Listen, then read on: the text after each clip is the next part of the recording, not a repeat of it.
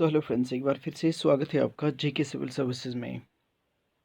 इस वीडियो में हम बात करने वाले हैं about theory of super symmetry और हिग्स बोसॉन के बारे में। ये वीडियो कंटिन्यूएशन पार्ट है हमारे लार्ज हैड्रॉन कोलाइडर का और हमारे स्टैंडर्ड मॉडल ऑफ फिज़िक्स का, जो हमने पीछे वाली वीडियो में बात की थी। तो किन क्वेश्चंस का हमारा standard model of physics answer नहीं दे पाया और उनको हमने एक्सप्लेन करने की कोशिश की हमारे थ्योरी ऑफ सुपर सिमेट्री में। ऑलराइट, तो शुरू करते हैं। अब हम बात करने वाले हैं थ्योरी ऑफ सुपर सिमेट्री के बारे में। After the standard model of physics, theory of super symmetry is the second most accepted model in physics. Higgs boson की डिस्कवरी के बाद 2012 में लार्ज हैड्रॉन कोलाइडर को शट डाउन किया गया था कुछ टाइम के लिए। इट हैज़ बीन रिस्टार्टेड, उसके बाद इसको रिस्टार्ट किया गया और प्रेजेंटली ये फाइंड आउट कर रहा है answers to the questions which were left unanswered by the standard model. क्या क्या है वो क्वेश्चन, जैसे कि डार्क मैटर और डार्क एनर्जी के क्वेश्चंस जो कि अनआंसर्ड रह गए थे in case of our standard model of physics. अब ये थ्योरी ऑफ सुपर सिमेट्री जो है, this is actually going to explain some of the questions which were raised or left unanswered by the standard model of physics, और वो questions है related to dark matter and dark energy। चलो पहले मैं आपको large hadron collider के बारे में एक और बात बताऊं। 2018 में लार्ज हैड्रॉन कोलाइडर को फिर से शट डाउन किया गया और 2021 इस साल इसको फिर से रीस्टार्ट किया जाएगा और ये काम करेगा फिर से थ्योरी ऑफ सुपर सिमेट्री पे और आंसर फाइंड करने की कोशिश करेगा to the questions which were left unanswered by the standard model of physics, जैसे कि डार्क मैटर और डार्क एनर्जी क्या है, उनका क्या ओरिजिन है, उनके आंसर्स। कुछ ऐसे क्वेश्चंस जो अनआंसर्ड रह गए थे हमारे स्टैंडर्ड मॉडल में, जैसे कि स्टैंडर्ड मॉडल ऑफ फिज़िक्स ने मिस आउट किया टोटली दीज टू कॉन्सेप्ट्स। कौन कौन सा कॉन्सेप्ट? डार्क मैटर और डार्क एनर्जी के बारे में कोई भी बात नहीं बोली स्टैंडर्ड मॉडल ऑफ फिज़िक्स ने।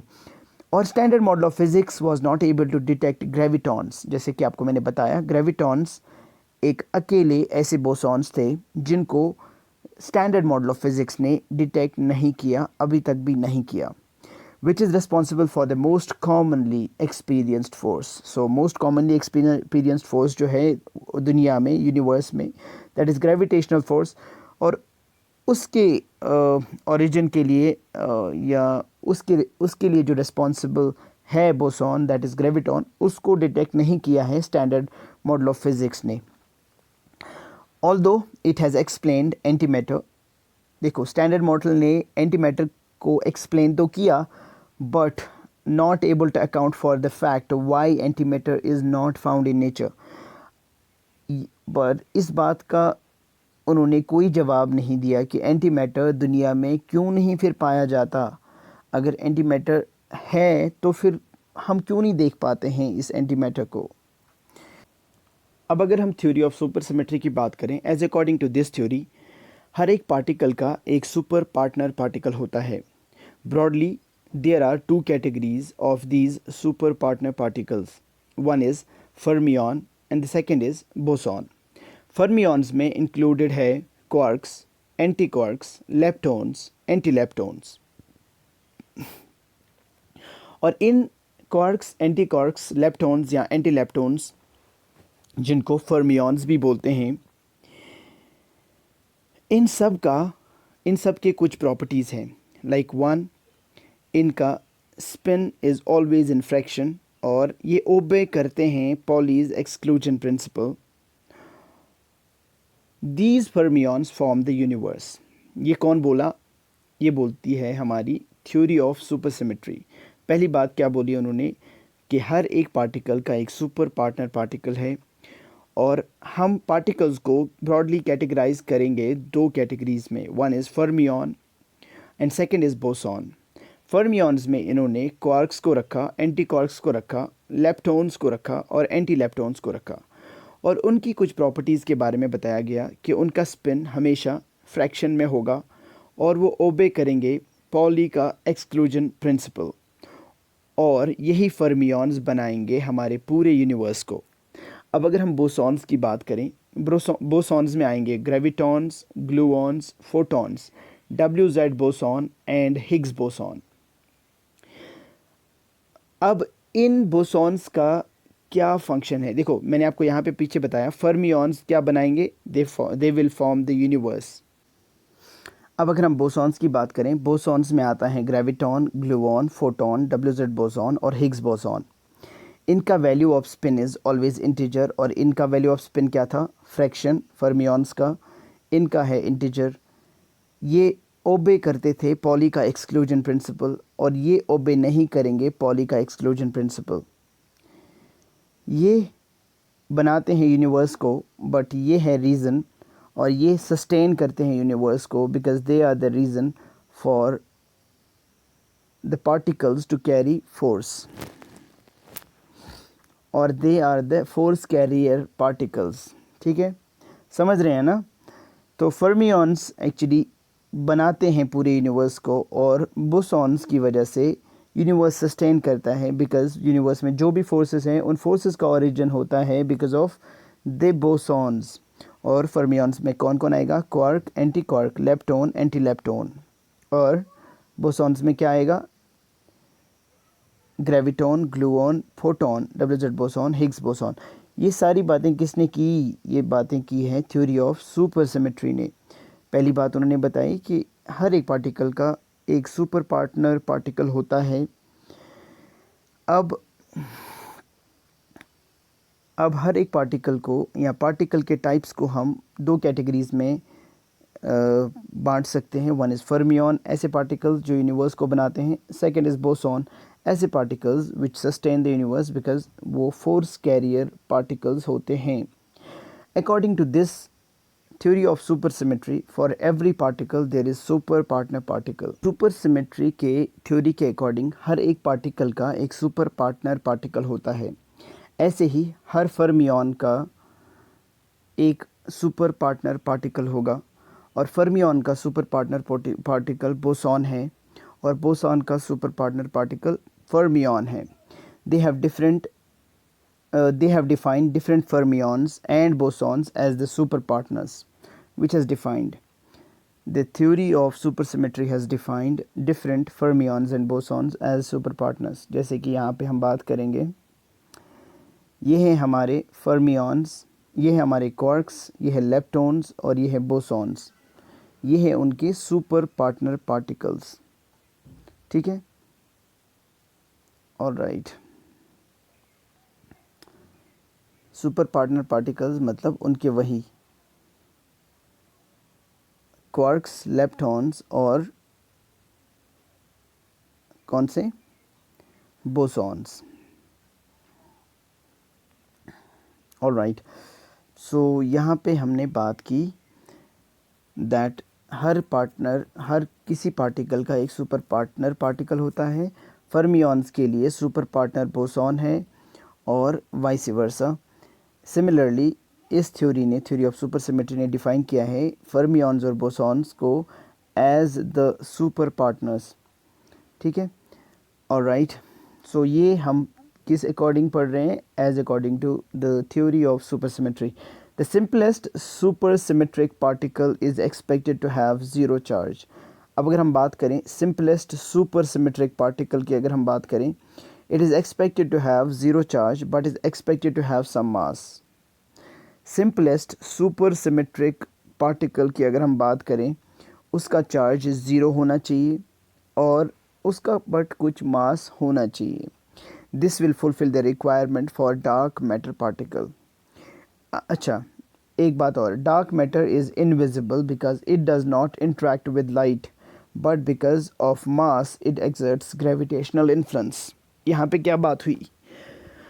बात यहाँ पे ये हुई कि जो सिंपलेस्ट सुपर सिमेट्रिक पार्टिकल्स होते हैं, they are expected to have at least zero charge और are expected to have some mass.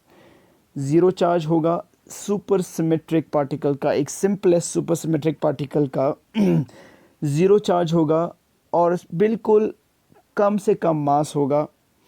This will fulfil the requirement for dark matter particle. Dark matter invisible इसी वजह से होता है क्योंकि dark matter interact नहीं करता है with light, but dark matter की वजह से ग्रेविटेशनल इन्फ्लुएंस होता है बिकॉज डार्क मैटर के पास मास होगा, डार्क मैटर के पास मास है।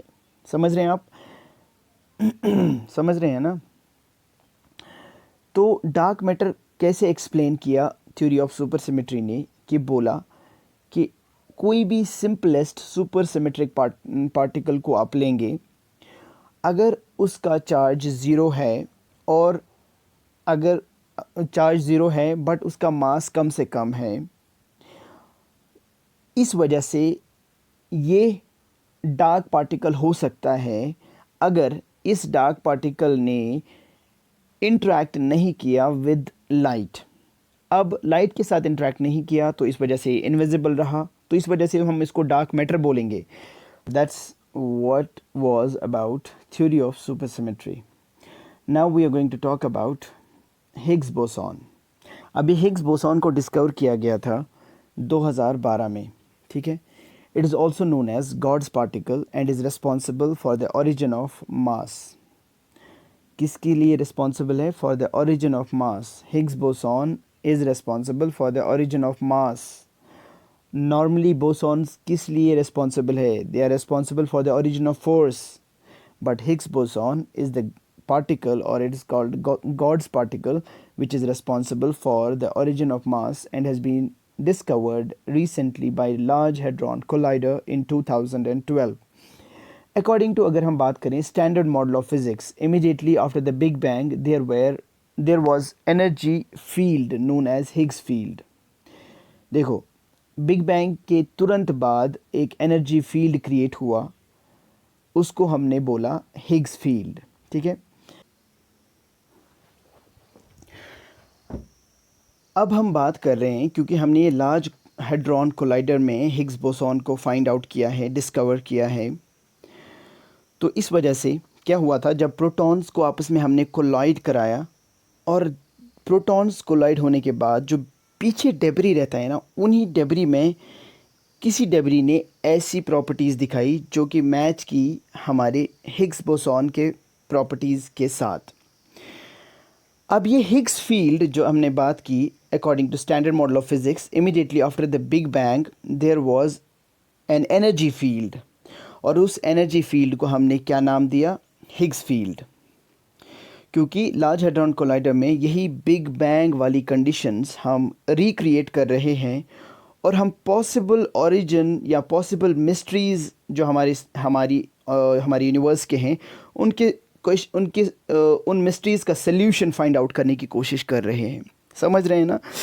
सो ये जो Higgs field after the big bang जो एनर्जी फील्ड क्रिएट हुआ था, जिसको हम लार्ज हैड्रॉन कोलाइडर में हिग्स फील्ड बोलते हैं,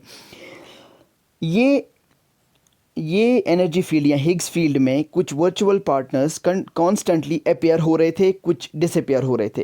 यानी कि कोलिजन पे या बिग बैंग के टाइम पे कुछ पार्टनर्स आए, कुछ पार्टिकल्स आए, अपेयर हुए, कुछ डिसअपेयर हुए। It was very much random. अब कौन आया कौन गया नहीं पता, ये टोटली रैंडम था। अब अगर हम बात करें हिग्स बोसॉन की, हिग्स बोसॉन को डिफ़ाइन किया गया है as the smallest possible excitation in this Higgs field. जो स्मॉलेस्ट पॉसिबल एक्साइटेशन किसी भी वर्चुअल पार्टनर का हुआ इन दिस हिग्स फील्ड, और इस एक्साइटेशन में इन पार्टिकल्स ने हिग्स फील्ड के साथ इंटरैक्ट किया। अब जिस पार्टिकल ने अट्रैक्ट या इंटरैक्ट किया हिग्स फील्ड के साथ, जिस पार्टिकल ने ज़्यादा देर तक हिग्स फील्ड के साथ इंटरैक्ट किया, उस पार्टिकल का उतना ग्रेटर मास रहा as compare to those which interacted less. समझ रहे हैं ना? हिग्स बोसॉन के केस में जैसे कि आपको मैंने बताया, वर्चुअल पार्टनर्स कॉन्स्टेंटली अपेयर और डिसअपेयर हो रहे थे इस हिग्स फील्ड के अंदर। कोई ऐसे स्मॉलेस्ट पॉसिबल एक्साइटेशन अगर किसी वर्चुअल पार्टनर की हुई और उस स्मॉल एक्साइटेशन में उस स्मॉलेस्ट पार्टिकल ने इंटरैक्ट किया हिग्स फील्ड के साथ, अगर उस स्मॉलेस्ट पार्टिकल ने हिग्स फील्ड के साथ ज़्यादा देर तक इंटरेक्ट किया तो उसका वैसे ही ग्रेटर मास रहा एज़ कम्पेयर टू दोज जिन्होंने इस हिग्स फील्ड के साथ लेस इंटरेक्ट किया, उनका कम से कम मास रहा। अब अगर हम बात करें एट लार्ज हेड्रॉन कोलाइडर, ये हिग्स बोसॉन जो था it came into existence for 1 millionth of a billionth of a billionth of a second, मतलब इतने स्मॉलेस्ट पॉसिबल फ्रैक्शन पे ये हिग्स बोसॉन को देखा गया at large hadron collider 1 millionth of a billionth of a billionth of a second. अब before transforming into something else entirely approximately 1 in 500 times it transforms into pure bursts of light, that is 2 photons। अच्छा, अब ये Higgs boson को जब इस point पे देखा गया था, यानी कि 1 सेकेंड के 1 millionth of a billionth of a billionth of a billionth of a second, इस पॉइंट पे जब इसको देखा गया था, इसके बाद ये तुरंत बर्स्ट हुआ इनटू 2 फोटॉन्स। 2 फोटॉन्स बने किससे? हिग्स बोसॉन से। ये तो आपको पता चल गया। तो ये लार्ज हेड्रॉन कोलाइडर वहाँ पे देखा गया था, ये Higgs boson for the first time in 2012। After that ये इस टाइम में, यानी कि 1 millionth of a billionth of a billionth of a second, इस पॉइंट पे जब इसको देखा गया, आफ्टर दैट ये डिसइंटीग्रेट हुआ, ये Higgs boson. Based on the disintegration pattern and energy generated it was confirmed that it is Higgs boson, क्योंकि उससे 2 फोटॉन्स बने थे और ये प्रॉपर्टीज़ मैच होने की वजह से हमने कंक्लूड किया कि भाई ये तो हिग्स बोसॉन था। The discovery was given 6 sigma rating, that is failure in 1 million, that is good rating मिली हमारी इस डिस्कवरी को in this large hadron collider, और इस वजह से इस हिग्स बोसॉन की डिस्कवरी को इस्टेब्लिश किया गया और बताया गया कि भाई this is true, this has been discovered now. In 2013 Nobel prize दिया गया किनको? एक तो दिया गया फ्रैंकोइस, एंगलर्ट और पीटर हिग्स को for discovering this Higgs boson. Raja Ramanna institute for advanced technology Indore और Saha institute of nuclear physics contributed significantly in the hunt of this Higgs boson. तो इंडिया के कौन से 2 पार्टनर इंस्टीट्यूट्स थे? One is Raja Ramanna institute for advanced technology Indore and second is Saha Institute for Nuclear Physics, जिन्होंने contribute किया है significantly in the hunt of this Higgs boson. समझ रहे हैं आप? देखो, हमने जल्दी में ये सारी बातें समझी। आई होप आपने ये समझ लिया हो, क्योंकि इससे ज़्यादा आपको कुछ जानना नहीं है इस टॉपिक में। जो बातें यहाँ पे मैंने बताई उनको याद रखने की कोशिश करिए एंड आपको इंशाल्लाह क्वेश्चन सॉल्व करने में कोई दिक्कत नहीं होगी। ठीक है? That's all for today. Thank you, thanks a lot.